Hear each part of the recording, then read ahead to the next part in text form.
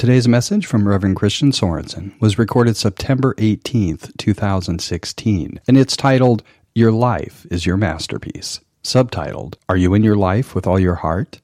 Your mind will drive you crazy, but your heart will drive you home.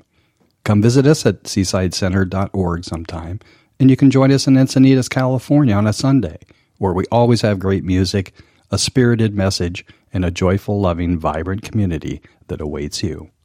Feel the joy, feel the peace, and the comfort of home, 'cause all are welcome here. Yes, all are welcome here.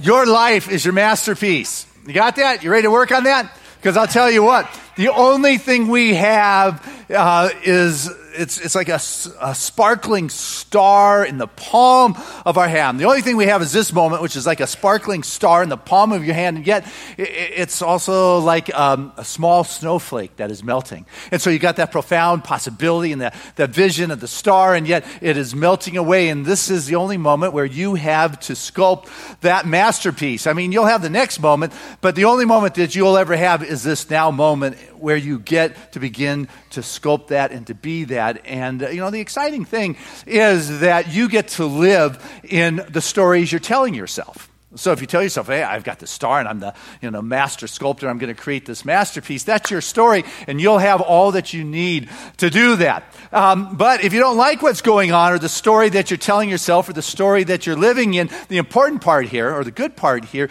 is that you can always tell yourself a new story. A is right.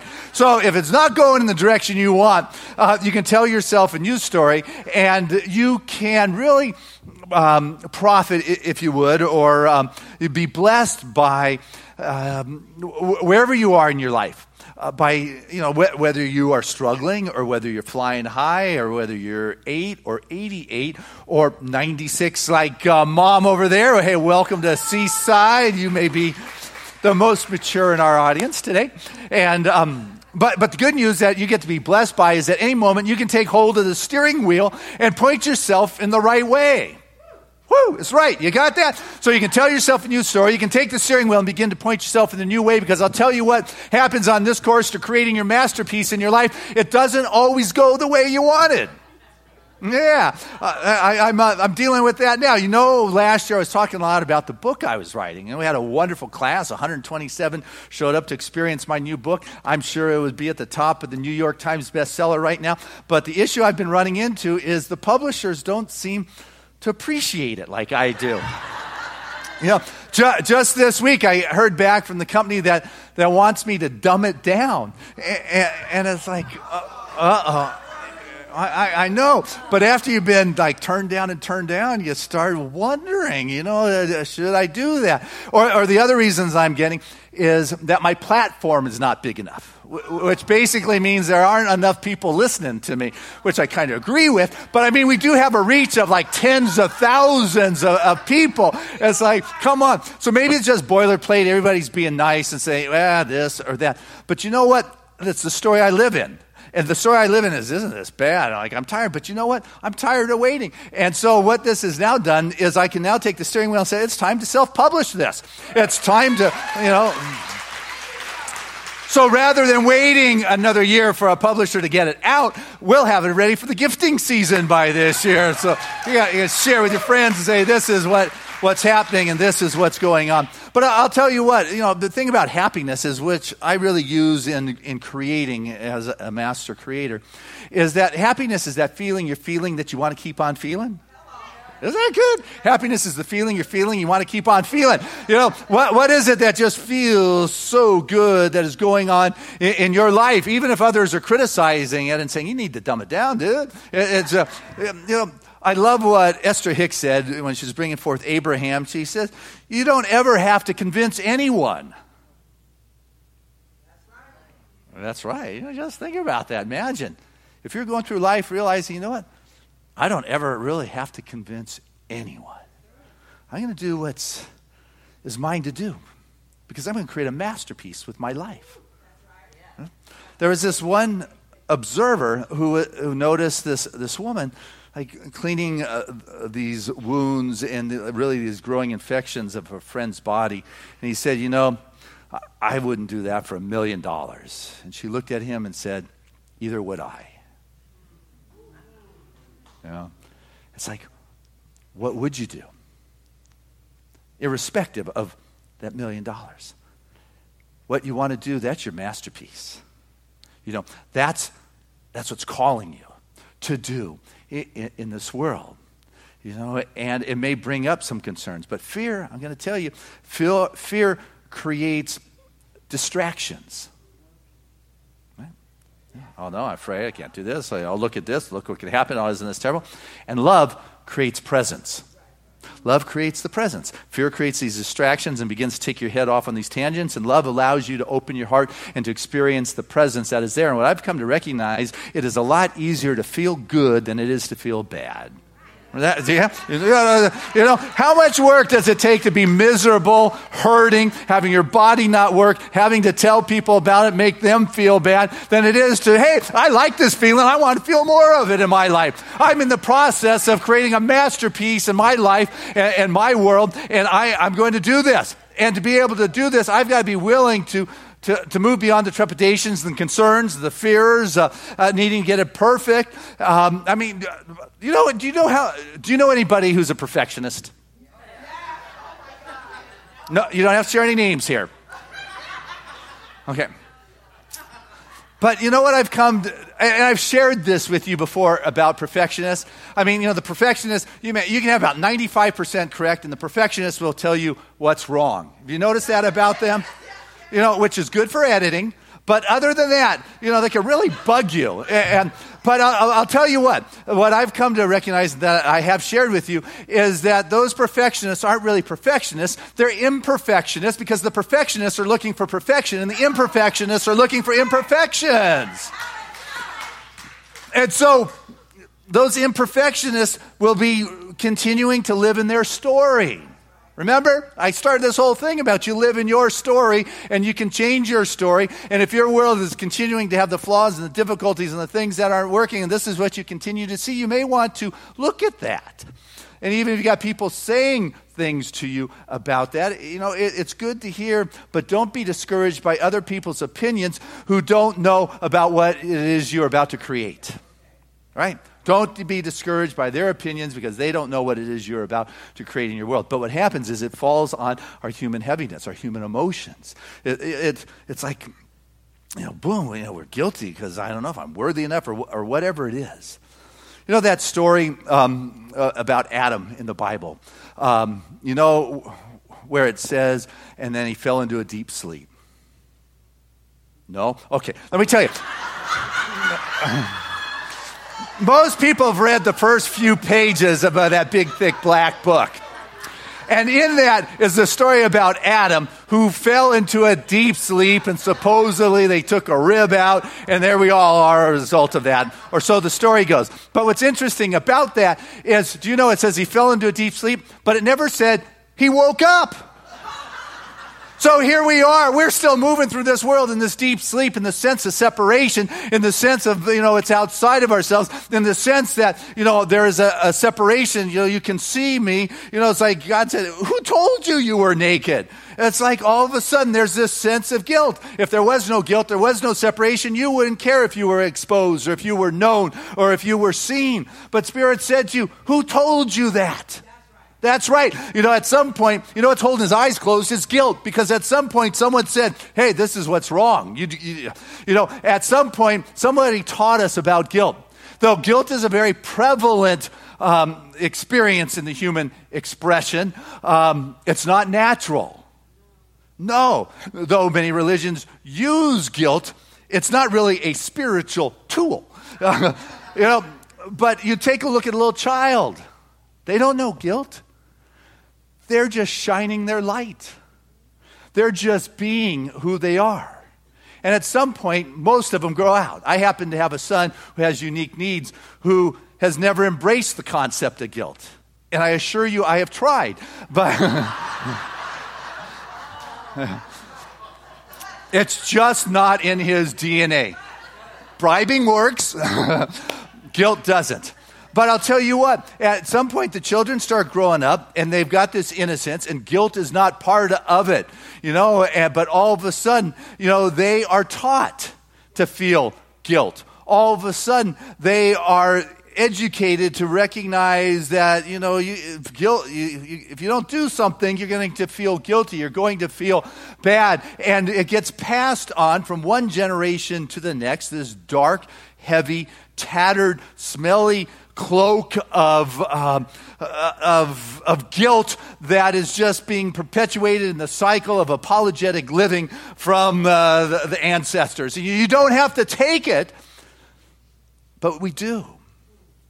And then we begin to move through life with this heaviness, the sense of guilt that maybe I'm not worthy.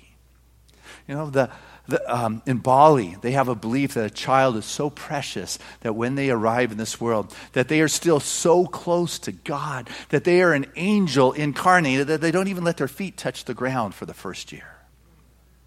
The Hawaiians have a belief that a child is like a bowl of light. They come into this world sparkling, and if you look into that, you see the angel that is still so close to heaven. They're this light. But what happens is we start putting rocks in their bowl. This rock of guilt, this rock of shame, this explosion, this piece of anger. Then all of a sudden, this bright bowl begins to get heavy, and all of a sudden, the reactions that come from this young expression of light, where did they learn it? But the ones that have put those expressions in that bowl to the point it becomes so heavy that they are just dark. You've got to be able to dump that out. If you want your life to be a masterpiece, you can't be pulling these stones with you. I've shared this story probably 10 years ago when Trevor was about this high, but it just came to mind since I'm talking about these stones. But he used to love to walk on the beach when I could make him do things. And he'd pick up rocks. This one would intrigue him. He'd put it in his pocket. He'd put this one in his pocket. He'd be walking down the beach, and his pockets would be full of rocks, and his pants would be down to his knees, which is probably cool in L.A. But here, it looks pretty funny. And then he couldn't walk anymore because it was so heavy. And he would stop, and he'd reach his hands up and say, "Dad, carry me." I was like, "Nah, I don't think so." You got to get those rocks out of your pocket before I can pick you up. Life is telling you got to get those rocks out of your bowl before you can allow that light to shine again. And if you want to create the masterpiece with your life, you've got to be free enough to be who you are, to share that, to express it, and to be that in the world.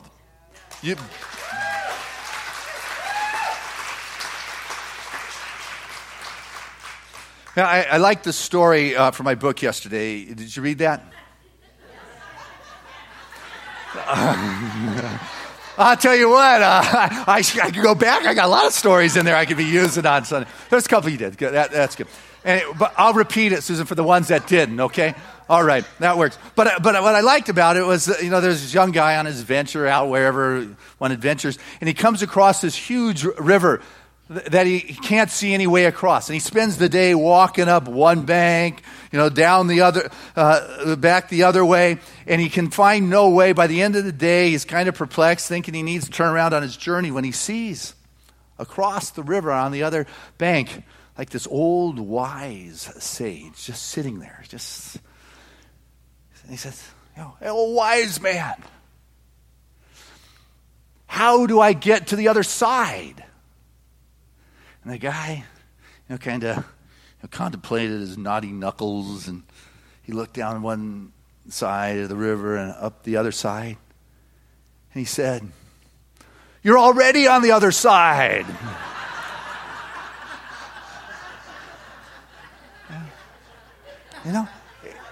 It's perspective, What we have to do is sometimes change our perspective.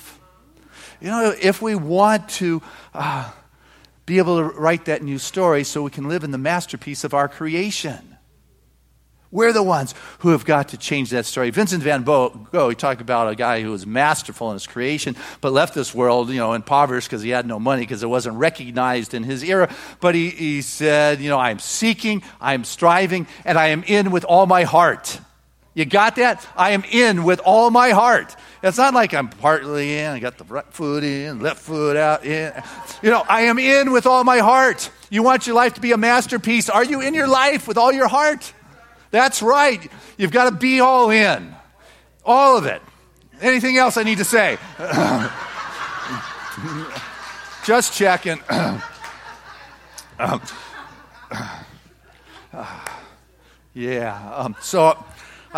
But our mind, it wants to know. The mind wants information because it's interesting. But the soul wants inspiration because it's crucial. The mind will drive you crazy, but your soul will drive you home.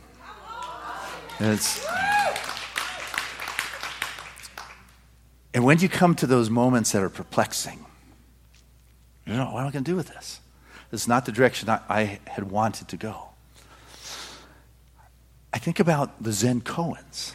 And you're familiar with a koan, the Zen koan. They really don't make logical sense to the mind. What's the sound of one hand clapping? What did your face look like before your grandfather or grandparents were born? Blackbird at midnight. Things like that. It's like, huh? It's like, is there an answer here? And the mind will struggle with it. But insight and revelation and profound understanding comes when the soul and the heart engage and begins to understand beyond definition. And when you can take one of the challenges in your life, you're working on the masterpiece of your life and you've come up against an issue. If you can just sit with it like one of those Zen koans and say, okay, my mind doesn't have to get it, but my soul, my being, just let it become okay with what it is to understand. And when you get that, what happens is, boom, you get charged. You're ready to go out and create that masterpiece. You're willing to do it. And it moves with an ease in your life. Your creation can come with ease. And when I'm saying ease and easy, I'm not talking about being lazy. Okay, I am not, talking about, just staying in bed and waiting for the checks to float down the chimney. What I'm talking about with ease and grace, when you are in sync with your masterpiece, that you are willing to go out there and do what it takes because it's your juice, it's your charge, it is your flow, it is fun. You're putting in your 6 hours, your 8 hours, your 10 hours, your 12-hour days, and people go, wow, look at how hard you're working. Listen to those keyboards flying. Look at how much time you're putting in there.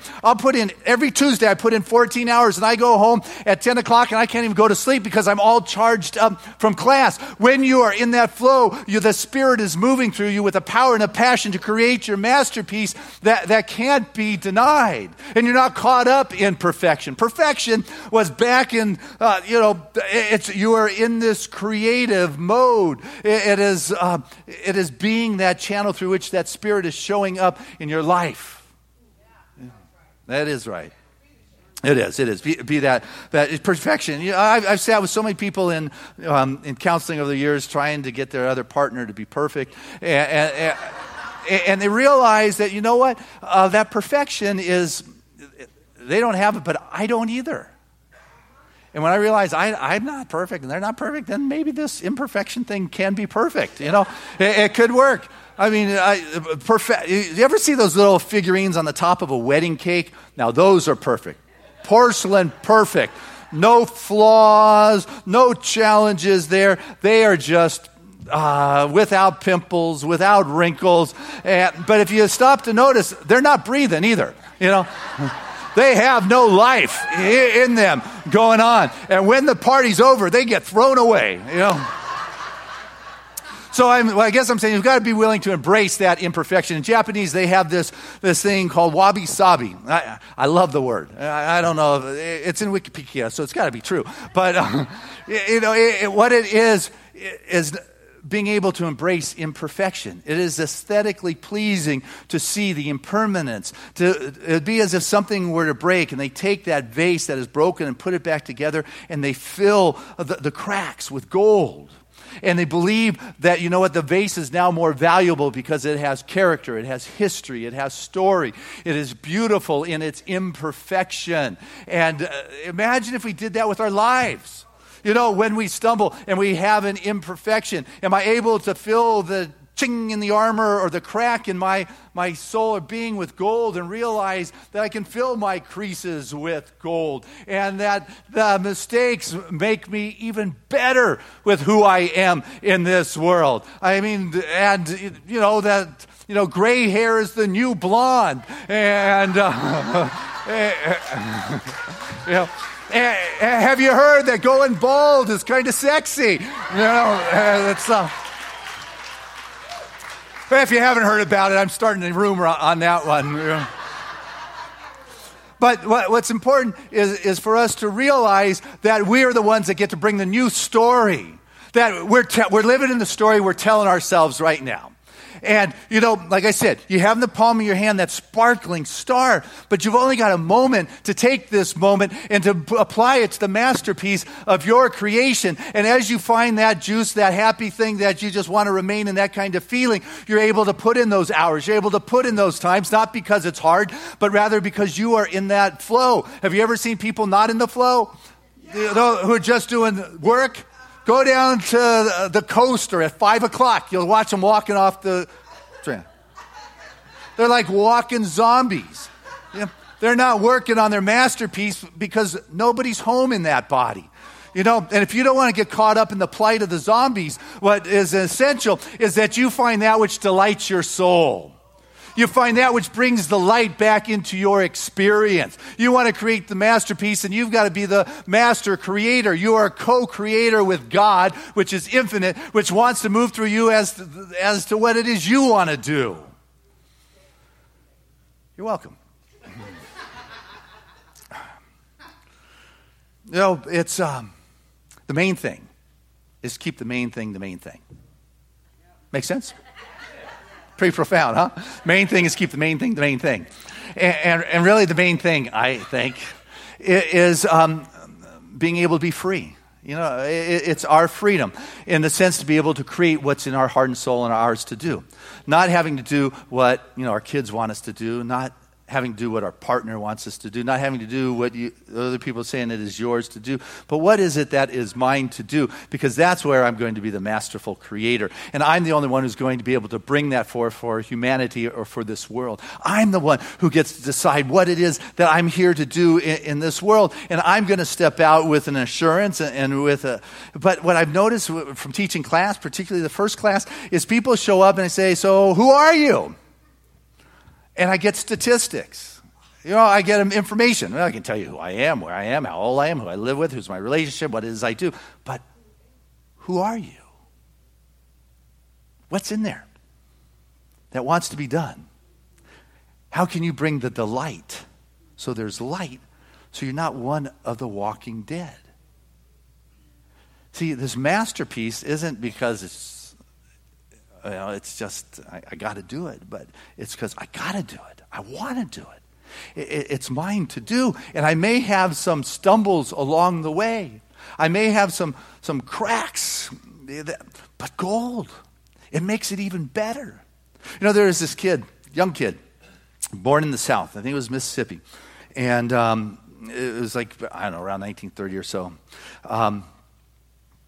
And he grew up for a few years on the plantation, and it was a miserable life, and his mom left, trying to find some stability in his life. His dad had a number of kids, and his dad moved to Michigan for a life that was more accepting of the diversity of one's being.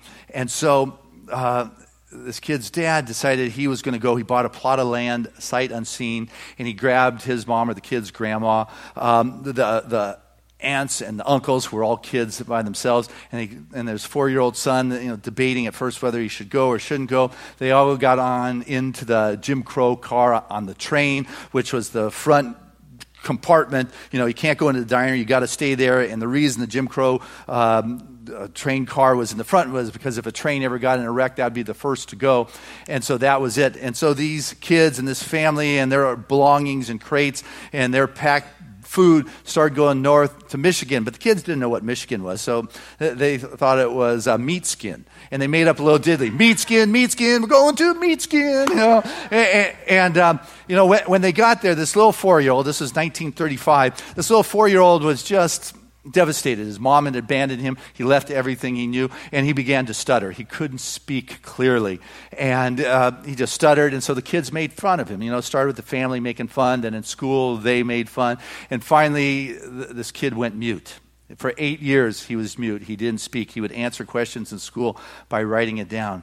And one day, in a high school English class, his teacher had him read poetry out loud to the students. And this kid fell in love with his voice. He began to appreciate his voice. And so, instead of going to medical school, which was his intention, James Earl Jones decided to go to study theater instead.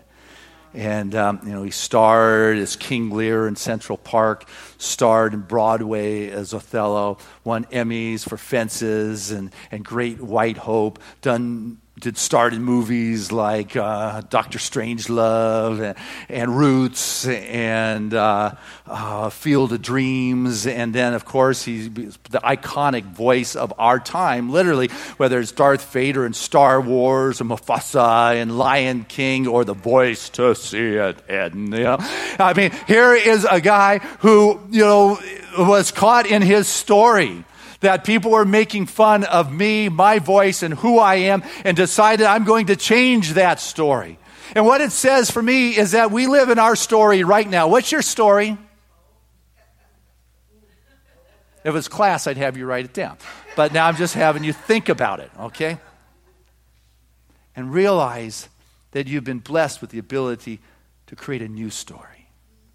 You ever seen like the roots of a tree in a small area and they begin to wrap themselves around concrete or cement? Or you've seen a big hole in something, or like angerwatt. You ever seen those big roots or those fig trees are just wrapping around that? That's what you can do. These holes, these chinks, these cracks, you can embrace them. They make you better. They bring gold to your masterpiece that you are creating in this world. But you've got to be kind to yourself. You've got to bring a compassion. You've got to bring a mindfulness and recognize how precious your life is. Your life is precious. And if you don't recognize that, who's going to? Right? It's a reflection of what you know. The Buddha said that the candle burns because of the fire, and we live because of our spiritual life. There's a wonderful American essayist, E.B. White, that wrote Element of Style, Charlotte's Web, Stuart Little. He said, when I rise in the morning, I am torn between deciding whether to save the world or whether to savor it. When I wake up, I got these choices. And sometimes I'm going to save this world. And other times, I'm just going to savor the beauty and see what those roots are doing and look at the crack and realize, wow, what can be brought to this and what blessing and what light is coming forth. But see, at any moment, you're given a choice. You basically have two choices. One, you can choose grievance or you can choose gratitude. And people who choose grievance, you ever been around people who are always finding the imperfections, that are complaining or telling you what's wrong and what's not working, and these are my grievances and this is who did me wrong? Or those that are grateful. I'm grateful for my life. I am grateful that I have stumbled and I have picked myself up. I'm grateful to have found the gold that wants to exude from the cracks. I am grateful to even though I have a snowflake that is melting in the palm of my hand, there is a star that is so bright that wants to cast a new light and a new story. And what I have been given is the steering wheel to be able to decide what track and what direction I want to go. And I know right now for each and every one of us, as we move forward, we are going to make that choice of gratitude and point ourselves in a direction that allows us to live into the masterpiece of that which we've been brought to this world to do. God bless you as you do that.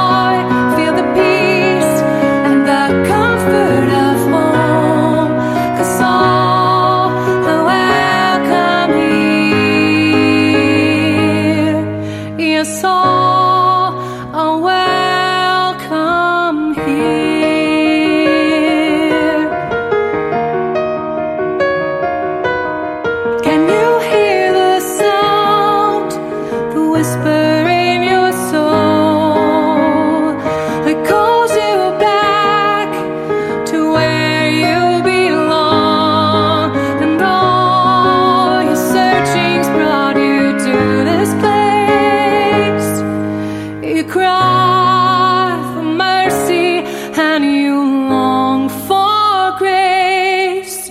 Feel the love, feel the light. Won't you come in from the cold? 'Cause all are welcome here. Feel the joy, feel the peace, and the comfort of home. 'Cause all are welcome here. Yes, all are welcome here.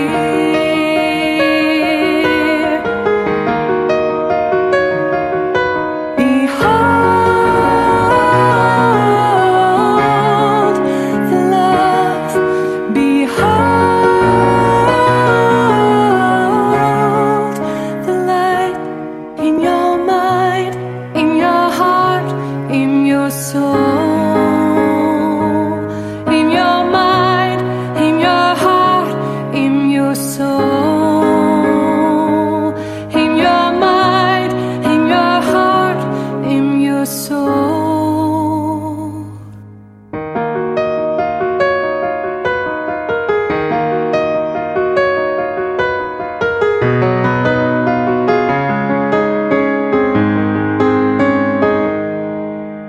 And all your searchings brought you to this place. You cry for mercy and you long for grace. Feel the love, feel the light. Won't you come in from the cold? 'Cause all are welcome here. Feel the joy, feel the peace, and the comfort of home. 'Cause all are welcome here. Yes, all are welcome here.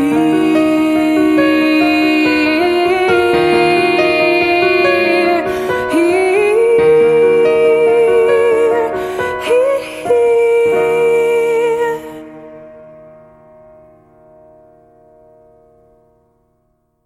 All Are Welcome Here, from the album Path of Light, was co-written by Peggy Lebo and Reverend Christian Sorensen. It's available at www.peggylebo.com.